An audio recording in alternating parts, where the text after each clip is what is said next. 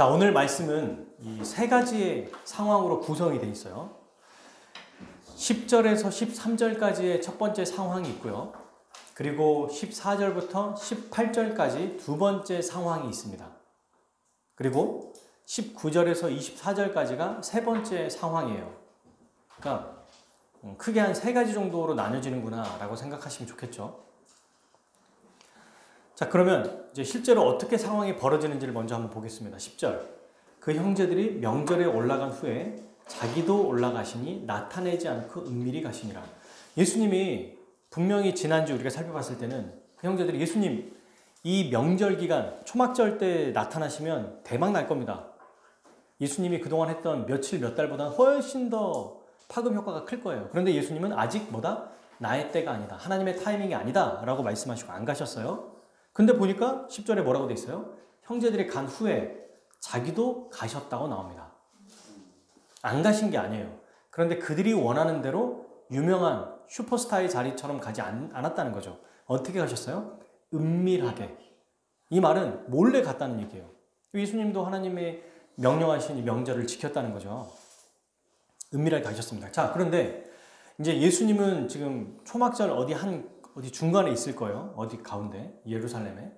근데 지금 어떤 일이 벌어지냐면 11절에 유대인들이 예수님을 찾아요. 이 유대인들은 그냥 일반적인 유대인들이 아니라 지도자들이라고 얘기했습니다. 이 지도자들이 예수님을 찾았어요. 왔을 거라는 소문을 들었나 보죠. 혹은 당연히 올 거라고 생각했을 거예요. 그리고 이렇게 말합니다. 그가 어디 있어? 이렇게 사람들에게 막 물어봐요. 그랬더니 사람들의 반응이 참 신기해요. 두 가지로 나타나요. 12절 읽어볼까요? 예수에 대하여 무리 중에서 수군거림이 많아 어떤 사람은 좋은 사람이라 하며 어떤 사람은 아니라 무리를 미혹한다 하나. 지금 두 가지로 나뉩니다.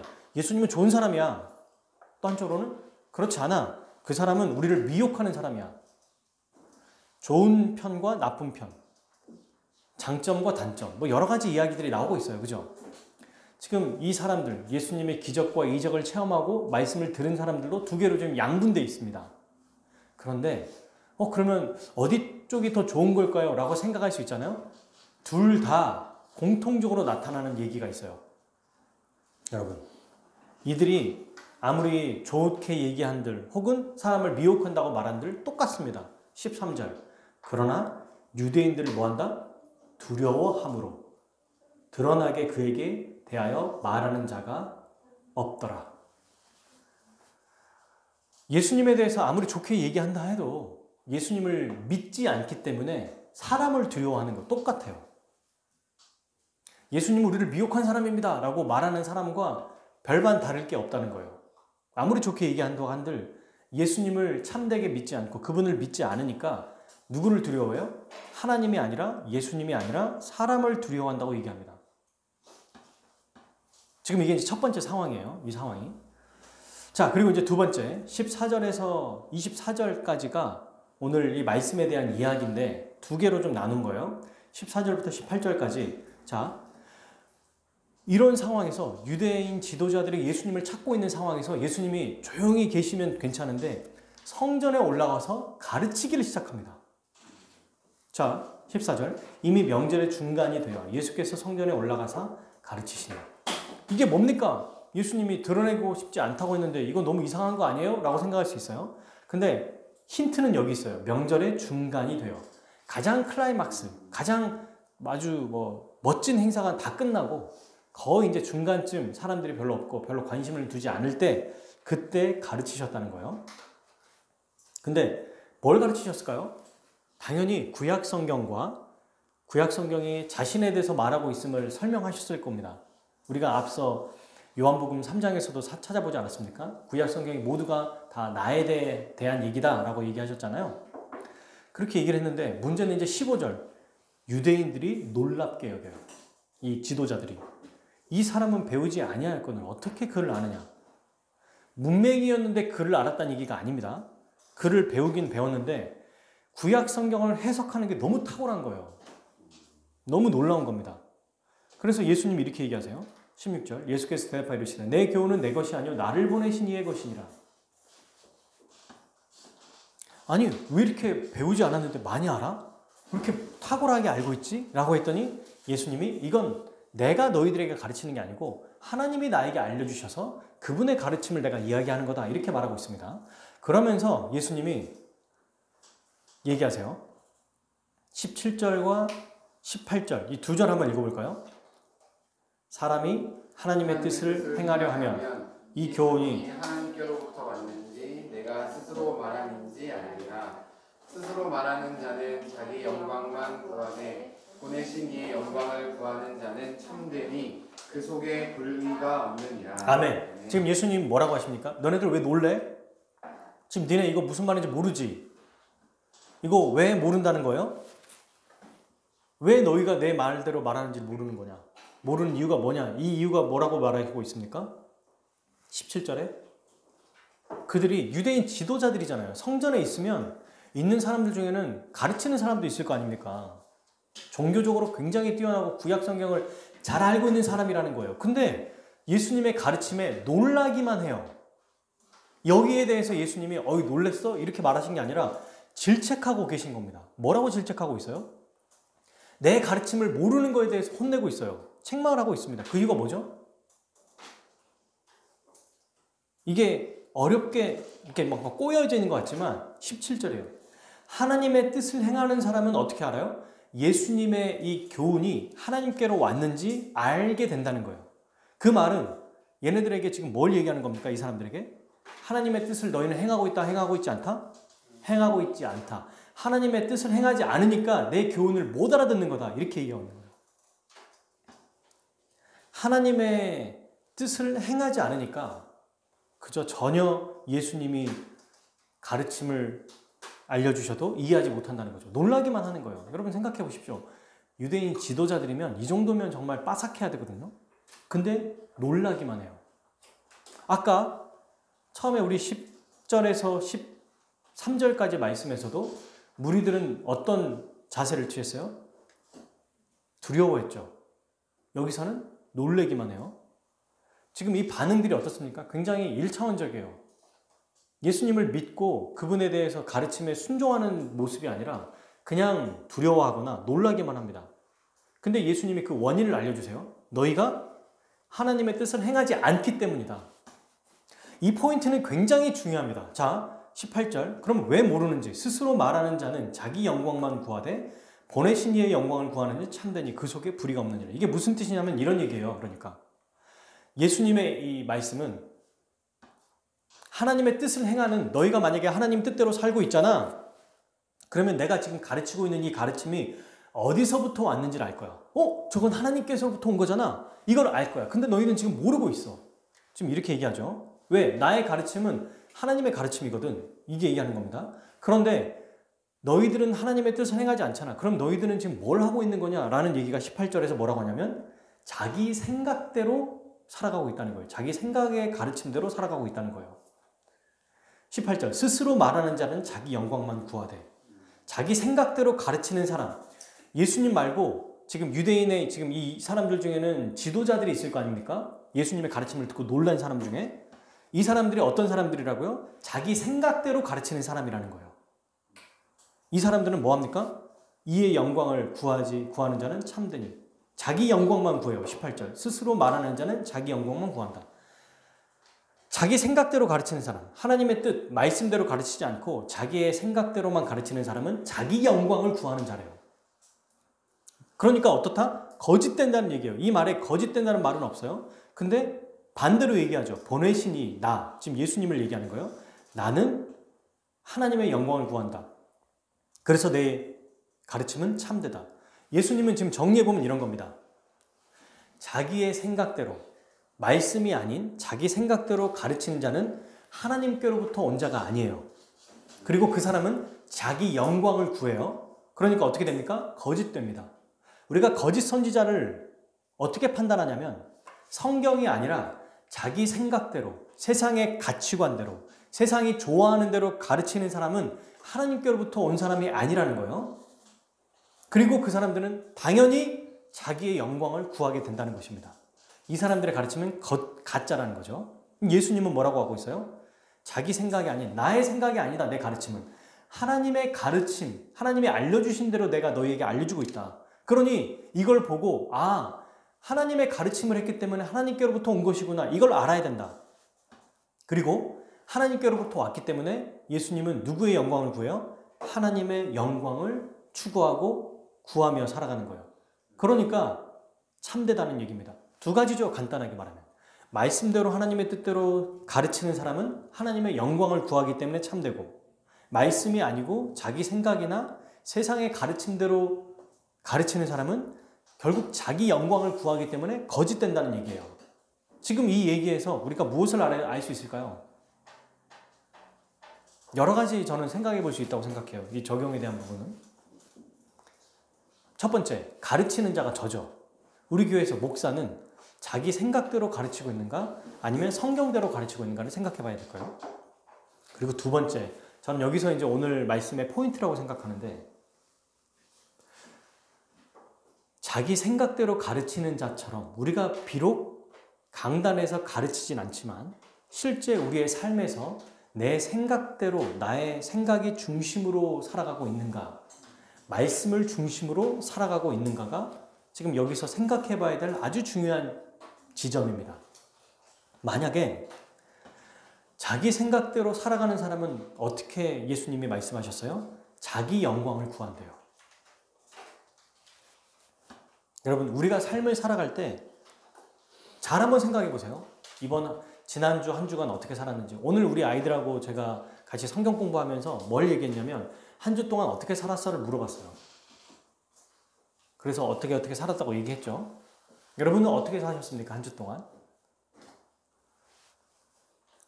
하나님을 사랑하고 내 삶에 전반적으로 하나님의 영광을 위해 계획하고 실행했는지, 아니면 그냥 그저 여기에 대해서는 별로 큰 관심을 두지 않고 내 생각대로 혹은 다른 사람이 말하는 대로 또는 세상의 가치관을 그대로 받아들여서 내가 원하는 걸 계획하고 이루려고 살아가는지를 생각해 봐야 될 것입니다.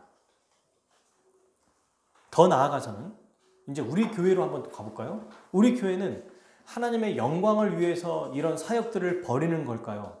아니면 우리 교회의 외적인 것들, 교회의 명예를 높이기 위해서 살아가는 걸까요? 이게 여러분 작은 것 같은데요. 정말 여기서부터 다 시작이 되는 거예요. 우리의 생각, 우리의 가르침을 어디서부터 시작하느냐. 말씀에서 시작해서 이게 풀어나가면 결국 어디로 가게 돼요? 하나님께 영광이 되는 가르침으로 가는 거고 삶이 되는 거고, 나의 생각이나 말씀이 아닌 그 어떤 것이라도 상관없어요. 그게 무엇이든지 간에 말씀이 아니면 전부 다 자기 영광을 위해 살아간다는 예수님의 말씀입니다. 이게. 근데 신기한 건 이 사람들이 이방인들이 아니라는 거예요. 이 사람들은 성전 안에 있어요. 가르치는 사람들이에요. 우리예요. 우리 말하자면. 오늘날로 말하면 설교를 하는 저와 그리고 신앙생활 열심히 하는 여러분들에게 예수님이 하신 말씀이라는 겁니다. 뭘 얘기하고 있어요? 지금 성경대로 생각하고 성경대로 살아가려고 계획하고 실행하고 있느냐, 아니면 사람의 가르침대로 살아가고 있느냐, 이걸 지금 예수님이 말씀하고 있는 거죠. 그러면서 이제 더 나아갑니다. 예수님은 19절에서 24절까지 이제 이 얘기를 갑자기 꺼내요. 예수님이 19절 같이 한번 읽어볼까요? 모세가 너희에게 율법을 주지 아니하였느냐? 너희 중에 율법을 지키는 자가 없도다. 너희가 어찌하여 나를 죽이려 하느냐? 갑자기 뜬금없는 얘기를 하시는 거예요. 예수님이 19절부터 24절까지 이 논의가 약간 복잡할 수 있으니까 제가 그냥 먼저 얘기를 해드릴게요. 율법 이야기를 하고 안식일 이야기를 하세요. 그러면서 뜬금없이 19절에 모세가 너희에게 율법을 줬잖아. 근데 너희들은 세 가지 얘기하죠. 지금 19절에 율법을 줬어. 너희들한테 모세가. 두 번째, 근데 너희는 율법을 안 지켜. 아무도 안 지켜. 세 번째, 날 죽이려고 해. 이 얘기를 들으면 이 말을 이해할 수 있어요? 없어요? 이해를 못해요. 왜? 예수님을 안 믿으니까. 믿지 않으니까 전혀 이게 무슨 말인지 모릅니다. 어떻게 반응합니까? 어떻게 반응해요? 20절. 귀신 들렸다고 말해요. 미쳤구나. 저 사람 완전 돌아버렸네. 정신이 나갔네? 라고 말하고 있는 거예요, 지금. 믿지 않으니까. 지금 성전 안에 있는 사람들이 예수님 말을 아예 이해하지 못합니다. 예수님 얘기하죠. 21절 내가 한 가지 일을 행하면 너희가 다 이로 말미암아 이상히 여기노라. 여기서 말하는 이 한 가지 일은 또 뭘까요? 이것도 좀 어려워요. 그러니까 오늘 본문은 제가 설교하기가 저도 이해하기가 약간 어려웠는데 이걸 설명하는 것도 어렵겠다라는 생각이 들어서 지금 제가 얘기를 많이 하는 거예요. 자, 22절 모세가 너희에게 할례를 행하였으니 그러나 할례는 모세에게 난 것이 아니라 조상들에게 난 것이며 그러므로 너희가 안식일에 사람에게 할례를 행하느니라. 이게 대체 무슨 상관입니까? 갑자기 또. 안 그래요? 모세가 율법을 줬어. 근데 너는 안 지켜. 너희를 날 죽이려고 그래. 그리고 내가 한 가지 어떤 일을 했는데 그것 때문에 너네가 이상하게 여겨. 그리고 갑자기 또 모세가 너에게 할례를 행했는데 그거는 모세에게 난 게 아니라 조상들에게 난 거야. 근데 너희는 안식일에도 사람에게 할례를 행해. 이거 이해돼요? 자, 23절 모세의 율법을 범하지도 아니하고 사람이 안식일에도 할례를 받는 일이 있거늘 율법을 범하지 않으려고 지키려고 안식일에 할례를 받아요. 근데 내가 안식일에 사람의 전신을 건전하게 한 것으로 너희가 노여워하느냐. 이때 힌트가 나왔어요. 21절에 내가 한 가지를 행하매가 23절에 나와요. 이 한 가지 일이 뭐예요? 안식일에 사람의 전신을 건전하게 한 것. 이게 뭐예요? 어디에 나왔던 사건일까요? 바로 요한복음 몇 장일까요? 5장입니다. 5장. 5장에 뭐가 나와 있죠? 너무 오래됐죠? 그러나 5장에 보면 5절, 6절 한번 읽어볼까요? 요한복음 5장 5절 6절 시작. 거기 38해 된 병자가 있더라. 예수께서 그 누운 것을 보시고 병이 벌써 오래된 줄 아시고 이르시되 내가 낫고자 하느냐. 병자가 대답하되 주여 물이 움직일 때에 나를 못에 넣어주는 사람이 없어 내가 가는 동안에 다른 사람이 먼저 내려가리이다. 아멘. 네, 나오죠. 지금 누구 때문에? 38년 된 병자를 온전하게 했던 이 고침 때문에 죽이려고 했다는 것입니다. 그 얘기 나오죠. 16절 보세요. 여러분 5장 16절. 그러므로 안식일에 이러한 일을 행하신다 하여 뭐다? 유대인들이 예수를 박해하게 된지라. 그 사건 와 너무 집요하지 않나요? 그거 하나 때문에 아직까지 끌고 오는 거예요. 이것 때문에 예수님 죽이려고 마음먹은 게 끝까지 가고 있는 거예요. 지금. 이런 상황입니다. 자, 이 말씀을 한번 제가 잘 설명을 해볼게요. 예수님은 지금 유대 지도자와 유대인들이 율법을 지키지 않는다고 말씀하셨어요. 몇 절에서? 19절에서. 그죠? 모세가 율법을 줬는데 그들은 율법을 지킨다고 생각했을 거예요. 이들은. 우리는 율법을 지킵니다 라고 생각하는데 예수님은 19절에 뭐라고 말합니까? 너희 중에 율법을 지키는 자가 없도다. 한 명도 율법 안 지킨다는 거예요. 왜 그럴까요? 율법의 궁극적인 목적을 모르기 때문입니다. 율법의 궁극적인 목적이 뭐죠? 그냥 이것저것 지키고 하지 말고 하나가 궁극적인 목적이에요? 죄인이라는 걸 알아서 어떻게 하라고? 율법의 목적이 뭐예요? 그렇죠. 죄인이라는 거 알고 그리고 이것 때문에 죄를 억제하는 이걸 알고 어떻게 한다? 결국 그리스도께 가는 게 율법의 목적이라는 거죠. 갈라디아서 기억나시죠, 여러분? 보지 않아도 알죠? 율법의 목적은 율법은 초등교사예요. 율법 아래 있을 때는 우리가 몰랐는데 한번 찾아보죠. 그래도 갈라디아서 자 3장 23절, 24절, 25절까지 같이 한번 읽어봅시다. 네. 이걸 확실하게 알아야 됩니다. 여러분, 사랑하는 여러분, 율법은 지켜라 말라 이게 목적이 아니라는 걸 우리 머릿속에 정말 완전히 새겨야 됩니다. 자, 읽어봅시다. 갈라디아서 3장 23, 24, 25 믿음이 오기 전에 우리는 율법 아래에 매인 바 되고 계시될 믿음의 때까지 갇혔느니라. 계시될 이제 이게 그리스도의 복음이겠죠. 24절 이같이 율법이 우리를 어디로? 그리스도께로. 어디로? 그리스도께로. 다시 율법이 어디로? 그리스도께로. 뭐한다? 인도하는 초등 교사가 되어 우리로 하여금 믿음으로 말미암아 의롭다함을 얻게 하려 함이라. 그래서 25절 믿음 예수 그리스도가 오신 이후로 우리는 어디에 아래 있지 않다? 초등교사. 이 초등교사가 방금 24절에 뭐라고 말했어요? 율법이라고 그랬죠. 율법의 참된 의미는 뭐냐면 예수님을 믿는 거예요. 그게 구약 성경에 기록된 목적이고 성경에 기록된 목적입니다. 가장 중요한 걸 안 하고 있어요. 이상한 아주 쓸데없는 짓을 하고 있는 겁니다.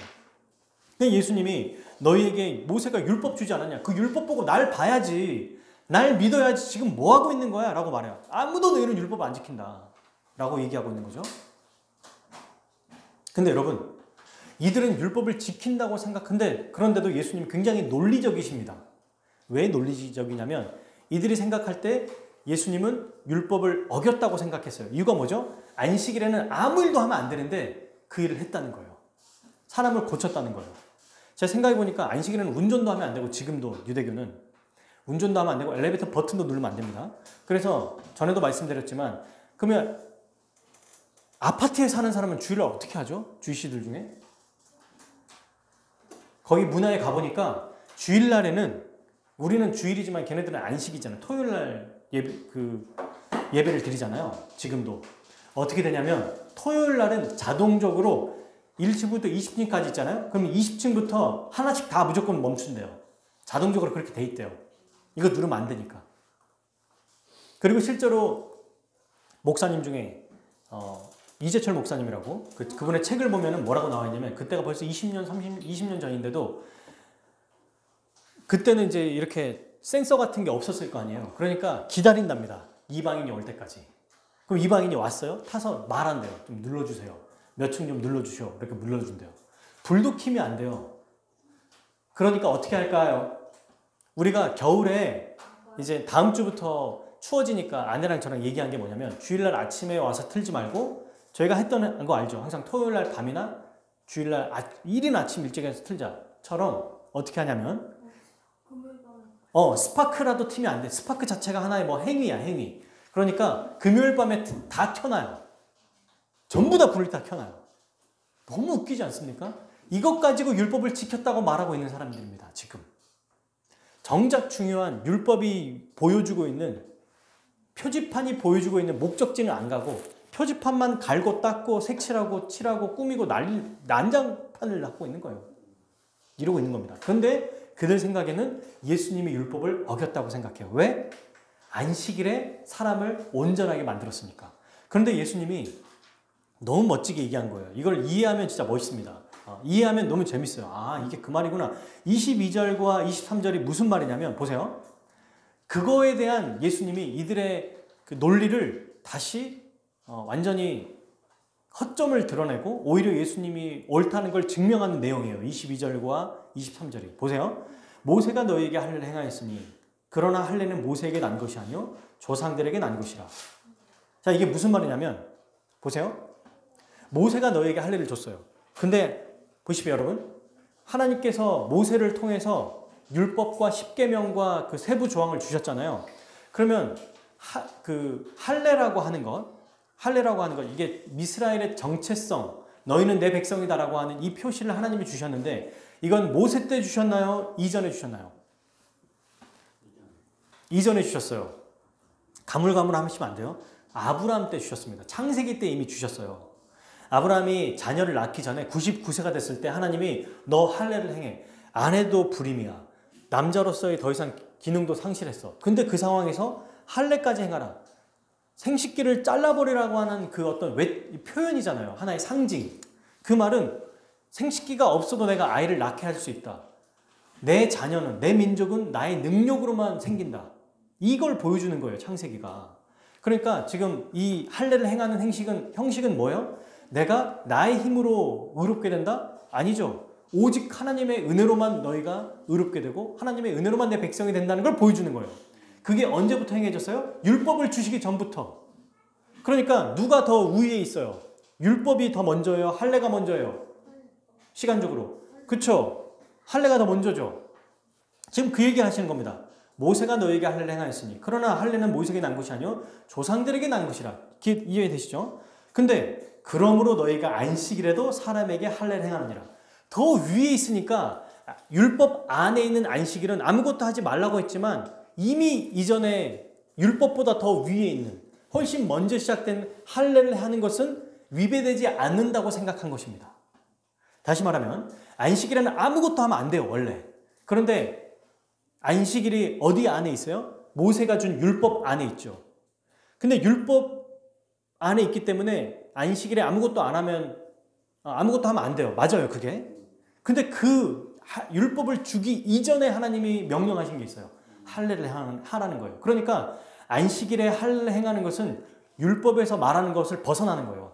훨씬 더 하나님의 더 강력한 말씀이기 때문에 이들이 어떻게 생각했냐면 안식일에는 아무것도 하지 말라고 했지만 율법보다 이전에 하나님의 명령하신 건 해야 돼. 이렇게 생각한 겁니다.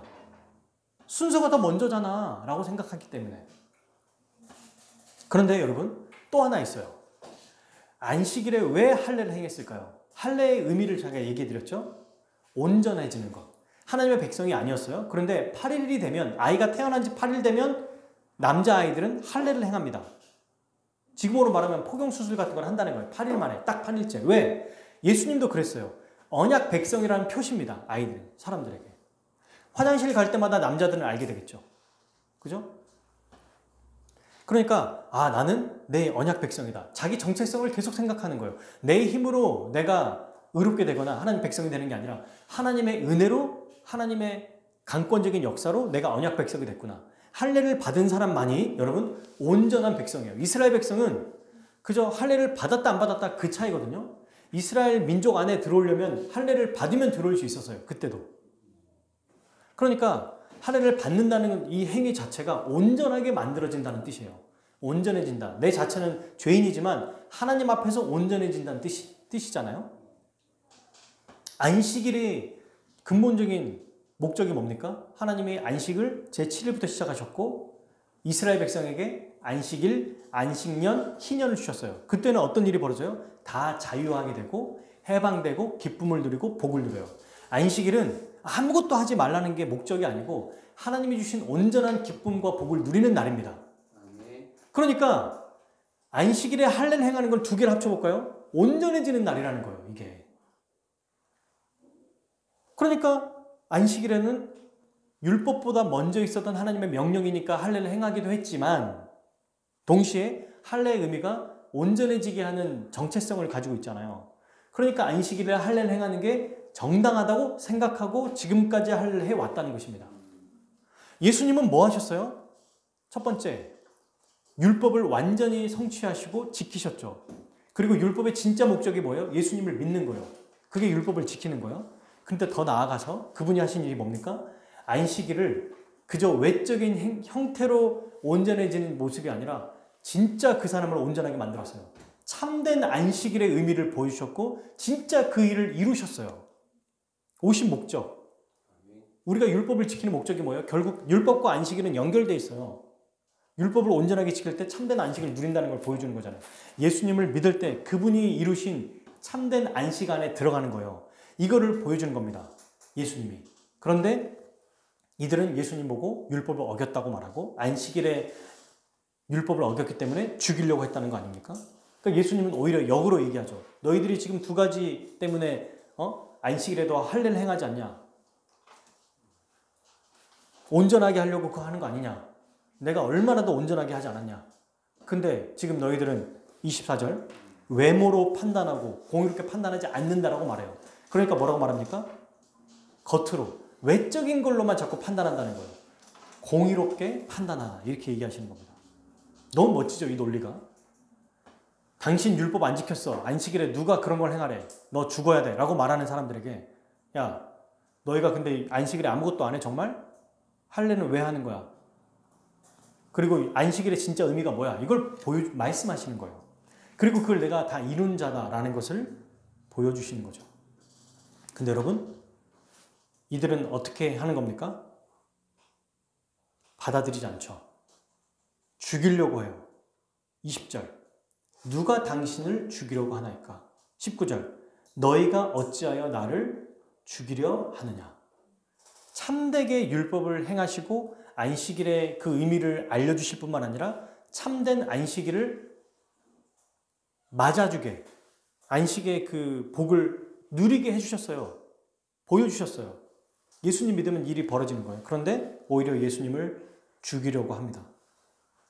여러분, 지금 여기에 예수님을, 그러니까 교회를 다니지만 지금 여기에서 말하면 신자라고 하고 하나님을 믿지만 예수님을 안 믿으니까 어떤 일이 벌어집니까?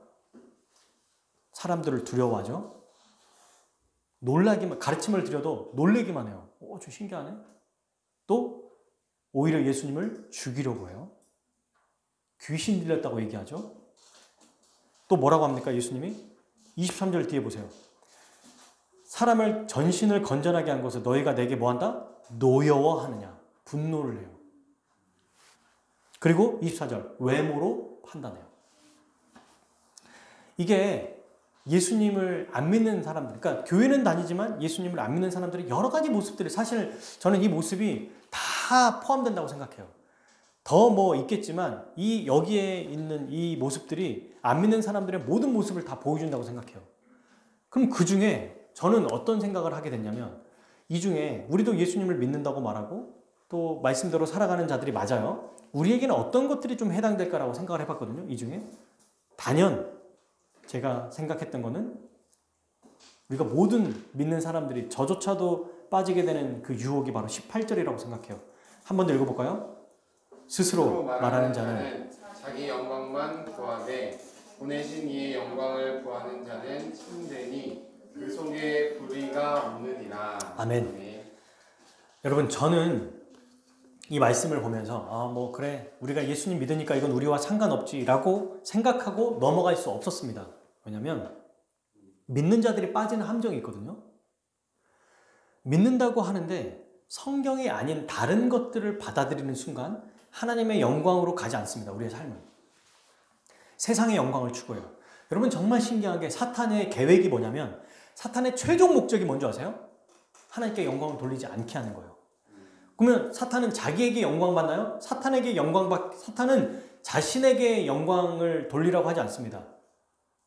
사탄이 어떤 계략을 쓰는 줄 아세요?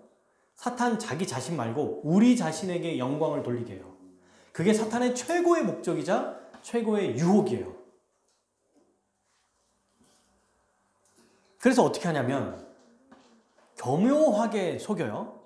교묘하게 들어옵니다. TV와 영화와 SNS, 인터넷, TV, 문화, 직장의 어떤 문화들, 직장상의 삶, 친구들과의 대화, 세상의 가치관과 사상, 이 시대 정신이 어떻게 우리에게 발현되냐면, 그것만이 옳은 건 아니야 라는 것부터 시작이 돼서 이런 방법도 있어 라고 말해줘요. 그리고 어떻게 하냐면 가장 궁극적인 건 사랑하게 만들어요.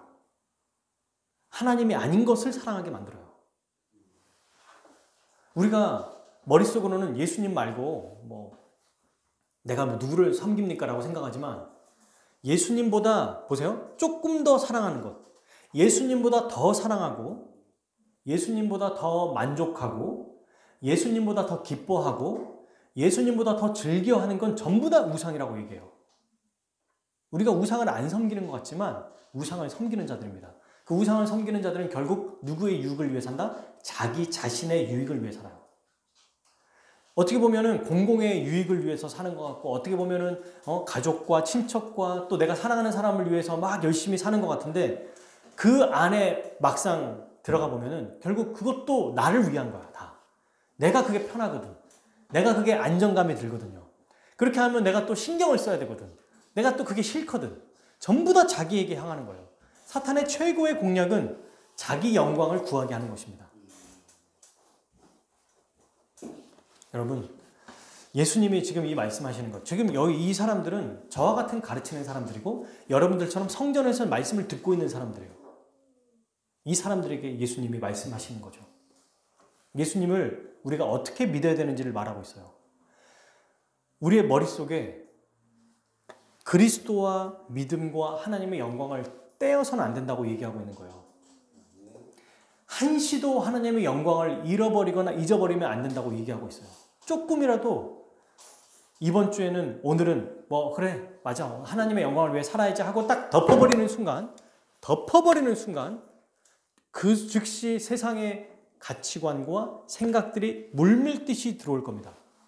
그리고 이 정도는 괜찮지 않아? 라고 하다가 괜찮아 라고 말하는 그 여러 가지 사람들의 음성을 듣고 그 일을 행하잖아요. 하나님을 제껴놓고 그걸 더 사랑하게 돼요. 그게 뭐든지 간에. 우상은 여러분, 하나님 외의 모든 것을 얘기해요. 우상은 하나님이 아닌 모든 것입니다. 사람이 될 수도 있고, 물건이 될 수도 있고, 영적인 것이 될 수도 있고, 물질적인 것이 될 수도 있어요. 사상이 될 수도 있어요. 정치가 될 수 있고, 사랑이 될 수도 있고, 돈이 될 수도 있고, 음식이 될 수도 있어요. 취미가 될 수도 있어요. 여행이 될 수도 있어요. 어떤 사람에게는 지식이 될 수도 있어요. 저 같은 사람들에게는 지식, 성경 어떤 그 진리의 말씀보다 그걸 알아가는 것 자체 있잖아요. 이것도 굉장히 우리가 저한테는 굉장히 조심해야 될 부분이거든요. 말씀을 연구하니까 남들이 봤을 때는 와, 정말 일주일 내내 성경만 보는구나, 책만 보는구나. 네. 그런데 어디에 빠지냐면 성경주의에 빠질 수 있어요. 하나님을 섬기기보다 내가 그걸 더 많이 알고 이거 막 만족하는 거 있잖아요. 더 많이 깨달아서 좋은 거. 모든 사람은 정말 예수님 말씀하신 것처럼 하나님의 영광이 아니면 그걸 생각하지 않으면 다 빠질 수 있습니다.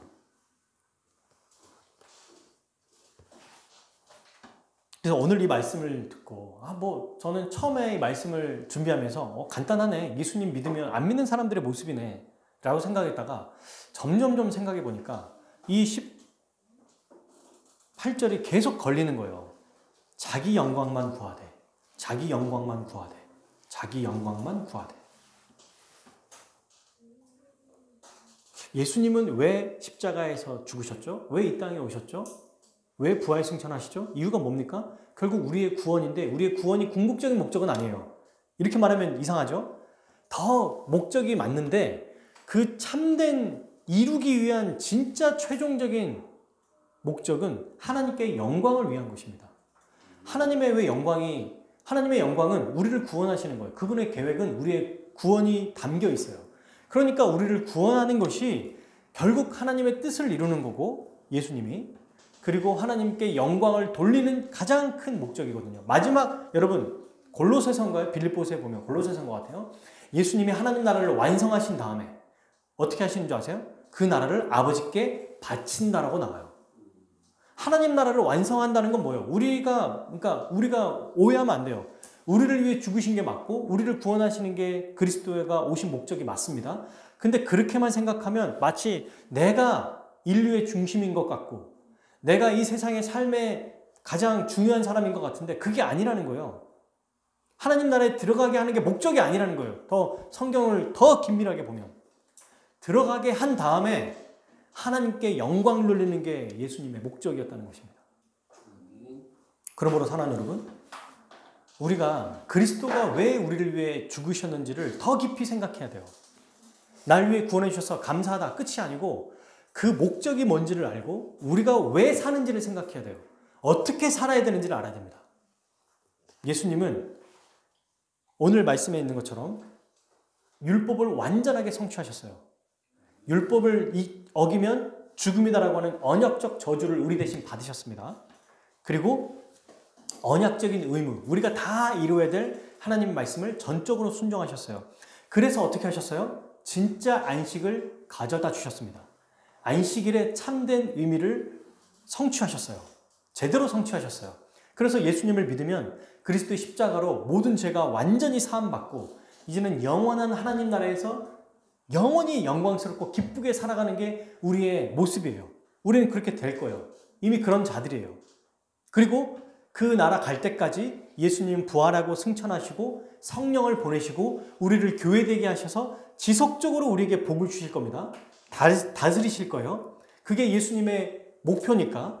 그런데 이렇게만 딱 생각해버리면 역시 우리도 역시 맞아. 내가 중요해. 라고 여겨버리면 안 된다는 거예요. 우리를 그렇게 구원하시고 우리를 다스리는 목적은 우리가 하나님의 영광을 위해 살기 위한 것입니다. 그렇게 살라고 그렇게 하신 거예요. 근데 딱 여기까지만 하나님의 영광을 제껴놓고 예수님 행하신 일, 우리를 그렇게 사랑하십니다. 그 결론은 다 자기 애로 가는 거예요. 자기 자신 사랑. 내 가족, 내 친척만 사랑하고 나만 바라보고 내 기쁨만 채우는 것. 신자들도 언제든지 그럴 수 있다는 거예요. 이걸 더 깊이 봐야 됩니다. 자기 영광만 구하되 라는 이 구절을 잘 봐야 돼요. 예수님은 자기 영광을 구하신 적이 없어요. 하나님의 영광만을 구했습니다. 그런데 그 하나님의 영광을 구했을 때 어떻게 됐어요? 모든 이름 위에 뛰어난 이름을 주셨죠. 가장 존귀하게 됐어요. 이게 우리가 살아가는 방식이에요. 예수님이 우리를 위해 십자가에 죽으시고 다스리시고 영광을 주시는 것은 하나님의 영광을 위해 살라고 말씀하시는 겁니다. 그렇게 살아갈 때 우리가 가장 빛나고 가장 영광스럽게 됩니다. 우리 교회가 그렇게 살아야 돼요. 우리 개인이, 우리 가정이 그렇게 살아야 됩니다. 그게 우리에게 하나님이 주신 시간을 주신 목적이에요. 인생을 주신 목적이에요. 한시라도 여러분 주님의 영광, 하나님의 영광을 놓쳐버리는 순간 세상의 가치관이 물밀듯이 들어와요. 정말 이거는 상상할 수 없을 그런 뭐랄까요? 종류? 지점? 뭐라고 표현할지 모르겠는데 사방에서 다 몰려와요. 다. 그게 자녀에게 올 수도 있고 내 생각에서 올 수 있고 그냥 무심코 TV를 보다가 그냥 인터넷 보다가 그게 어느 순간 딱 들어와서 하나님보다 더 높은 자리를 차지해버리는 거예요. 더 즐겨하는 거. 그것만 생각하면 기쁜 거. 영광이 뭔지 아십니까? 영광을 아주 쉽게 설명하면 이런 거예요. 내가 너무너무 사랑하는 거. 너무 좋아하는 거. 음악 콘서트를 보러 가요. 내가 좋아하는 연예인. 콘서트를 보러 갔는데 그 연예인을 보면 딱 연예인이 나타나요. 나타나기 전부터 막 기대하죠. 그리고 어떻게 합니까? 나오면 막 소리 지르고 박수해요. 이게 영광입니다. 앵콜 하는 게 영광이에요. 기뻐하죠. 보면서 막 너무 좋아. 막 어떤 사람도 울어. 보고 막 울어 막 너무 뭐 실제로 봤다고 뭐 영접이라고 그러나 하여튼 별 이상한 얘기를 다 쓰면서 다 하나님께 쓰는 용어를 사람에게 붙이는 거잖아요. 그 아이돌 아닙니까? 우상. 그러니까 사람을 우상시 만들어가지고 그냥 그 사람을 보고 막 흥분하고 기뻐하고 좋아하고 뛰고 이게 영광이에요, 여러분. 이게 영광 돌린다는 뜻입니다. 근데 그 영광을 사람이 아니라 만약에 월급이다, 돈이다, 소비다. 내가 이걸 샀을 때 막 너무 흥분돼. 오늘 내가 뭘 먹으러 갈 때 막 너무 흥분이 돼. 그게 너무 기뻐. 괜찮아요. 먹을 수 있으니까. 그런데 오늘 그게 먹었어요. 근데 우리 보통 사람들 그거 생각하잖아요. 이거 먹었는데 너무 맛있어. 근데 이따가 저녁은 뭐 먹을 거야? 내일은 뭐 먹을 거야? 머릿속에 계속 그것만 돌아가요. 그러니까 신기한 게 오늘날 여러분 뭐가 많이 나왔습니까? 지금 좀 죽는 것 같은데 전부 음식에 대해서 나오죠. 세상은 그러니까 맛집 투어 이런 게 이제는 너무 당연하게 나오잖아요. 여기에 빠지지 않는 게 없어요. 다 먹는 먹방 나오고. 잘 생각해야 돼요. 먹지 말라. 맛없는 것 먹어라. 이런 말이 아니에요. 어떤 곳에서든지 우리에게 나타나서 우상이 되게 만듭니다. 애완동물? 이제 애완동물이라고 말 안 하죠. 뭐라고 씁니까? 반려라고 해요. 반려. 동반자예요. 인생의 동반자. 키울 수 있고 사랑할 수 있습니다. 근데 그게 내 인생의 아주 중요한 지점을 차지해버리는 거. 자녀는 어떻죠? 부부는 어떻습니까? 생각할 것들이 정말 많아요. 여러분. 이 말씀 구절을 보면. 예수님이 우리를 위해 십자가에 죽으시고 성령을 보내시고 교회되게 하신 목적을 생각해야 됩니다. 그거 누리라고 주신 거 아니에요. 누릴 수 있어요. 근데 그걸 더 즐기면 안 됩니다. 칼빈은 우리에게 뭐라고 했냐면 사람은 따라해볼까요? 사람은 우상을 만드는 공장이다. 우상을 만드는 공장이다. 네, 그냥 우리는 하나님을 놓쳐버리거나 잊어버리거나 조금이라도 소홀히 하는 순간 우상을 만들어요. 공장이래요. 우리가 공장. 우상을 매일 만든답니다. 매 순간마다. 그래서 우리 믿음의 선배들 중에 특별히 팀 켈러라는 목사님이 이렇게 얘기했어요. 우상은 하나님보다 더 사랑하거나 하나님보다 더 좋아하거나 하나님보다 더 기뻐하거나 하나님보다 더 즐겨하거나 하나님보다 더 만족하거나 하나님보다 더 평안을 누리거나 하나님보다 더 평강을 누리면 그게 다 우상이다. 하나님, 그리스도 안에서만이 모든 것을 누려야 돼요. 그러니까 우리가 이런 거 있잖아요. 저도 예배를 그러니까 드리고 나서나 아니면 이제 예배 때 뭐 어떤 이런 누리는 것보다 하나님의 은혜보다 뭔가 마음이 막 답답하고 이럴 때 뭐 하죠? 막 나가서 운동을 한다든지 뭐 그럴 수 있잖아요. 또 영화를 본다든지 그럴 수 있잖아요. 근데 그거는 일시적인 도피입니다. 그 안에서 결국에는 평강을 찾으려고 하는 거예요. 그 안에 평안함을 찾으려고 하는 거예요. 여기에 초점이 맞춰야 됩니다. 맞춰져야 돼요. 하나님의 영광, 하나님만을 기뻐하고 하나님만을 사랑하는 것이 우리 인생의 전체 초점이 맞춰져야 돼요. 여러분, 그게 신자입니다. 그게 신자예요. 우리가 믿는다고 생각하고 있지만 어떤 면에서는 너무 소홀히 하고 있는 게 아닌가, 하나님의 영광을. 하나님을 덜 사랑하고 있는 거 아닌가 생각해 봐야 됩니다. 진짜 하나님을 사랑하면 하나님께 영광 돌리며 살아가요. 그래서 오늘 우리가 이 자리에 모였잖아요. 하나님이 가장 영광 받으시는 그때가 예배 드리는 거거든요. 예배가 최고예요, 최고. 여기서부터 시작이 돼요. 여기서부터 모든 것이 다 시작이 돼요. 그러니까 이 예배를 가장 중요하게 여길 수밖에 없어요. 예배를 제껴놓고 예배보다 더 중요하게 여기는 건 여전히 하나님보다 더 중요한 것이 있다고 생각하는 거예요. 사랑하는 여러분, 말씀을 맺겠습니다. 우리는 예수님이 우리에게 행하신 일, 그분이 율법을 다 완성하시고 참된 안식을 우리에게 성취하시고 주셨다는 것을 기억해야 돼요. 어떻게 이루셨죠? 그걸 십자가로. 그럼 그 안식을 이제 얻은 우리는 어떻게 되는가? 자기 영광을 위해 살 게 아니라 안식을 주시고 영원한 하나님 나라에 살게 하신 그 하나님 앞에 하나님의 영광만을 위해 살아야 합니다. 하나님께 영광 돌리는 것을 목표로 살아야 돼요. 그것이 일생에 한 번이 아니고 일주일에 한 번 결단이 아니고 어쩌다 한 번이 아니고 영원히 우리가 주님 나라 갈 때까지, 아니 주님 나라 가서도 계속돼야 되는 것, 삼위 하나님께 영광 돌리는 것, 그거는 하나님 나라에서도 계속되는 거예요. 그 일을 계속해야 됩니다. 그래서 하나님의 영광을 한시도 잊지 않아야 돼요. 그러려면 어떻게 될까요? 구체적으로 사랑하는 여러분, 어떻게 될까요? 사람을 의식하지 말아야겠죠. 어떤 걸 선택할 때 하나님을 두려워하는가, 사람을 두려워하는가. 이 유대인들이 예수님을 막 죽이려고 무서운 사람들이 나타나는 거예요. 무리들이 어떻게 반응했습니까? 예수님을 좋다는 사람도 있었어요, 이 중에. 그런데 사람을 더 두려워했습니다. 어떤 것들을 중요하게 선택할 때 이게 하나님께 영광이 될까, 되지 않을까를 생각하는 것. 거기에서 뭘 우리가 놓치지 말아야 돼요? 사람을 두려워하는 거. 내가 이걸 선택하는 이유가 하나님을 두려워하는 거야, 사람을 두려워하는 거야? 생각해야 된다는 거예요. 두 번째, 놀라워하기만 해서는 안 된다는 것입니다. 놀라워만 할 것이 아니라 그것을 보고 엎드리고 주님 앞에 판단만 하지 말고 순종해야 되겠죠. 예수님의 가르침을 보고 무리들은 어떻게 했어요? 놀라기만 했어요. 기이하다. 제가 뭔데 저렇게 알아? 우리는 어떻게 반응해야 돼요? 하나님의 영광을 위해 그리스도의 말씀이 선포되면 그 자리에서 엎드리고 그 영광을 위해 살아야겠다고 다짐하고 기뻐해야겠죠. 그리고 세 번째, 예수님을 죽이려고 했습니다. 예수님을 믿는 자들 안에서도 참된 의미를 모르니까. 그리고 귀신 들렸다고 했죠.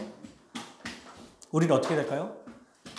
예수님을 죽이는 게 아니고 하나님의 영광을 위해 우리가 죽어야 됩니다. 그리고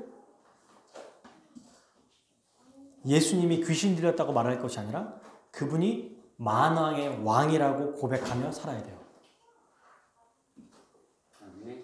이게 여러분 믿는 자들 안에서 참되게 정말 믿음으로 살아가는 것입니다. 그리고 또 이들은 어떻게 했어요? 예수님 말씀을 듣고 예수님이 말씀하셨죠? 너희가 내게 노여워하느냐? 노여워했어요. 화를 냈어요. 우리는 어떻게 될까요? 하나님의 영광을 위해 그리스도를 날마다 기뻐하고 그리스도의 은혜를 감격해야 됩니다. 마지막, 예수님은 외모로 판단하지 말라고 했어요. 겉으로 드러나는 걸 보고 판단하지 마라. 겉으로 보고 이 세상의 관점으로 어떤 것들이 잘 되고 성공하고 그런 거에 부러워하지 말라는 거예요.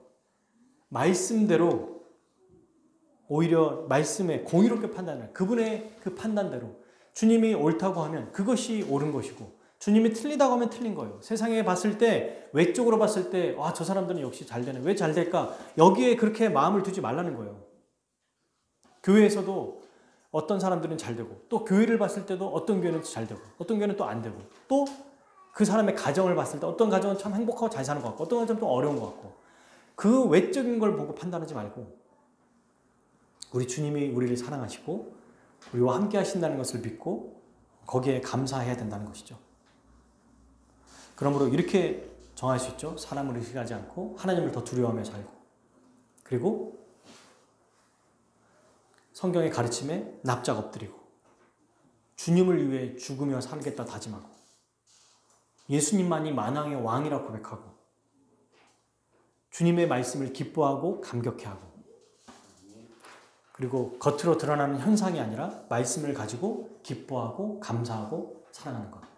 여러분 이런 게 사실 하나님께 영광 돌리며 살아갈 수 있는 방법이라고 봐요.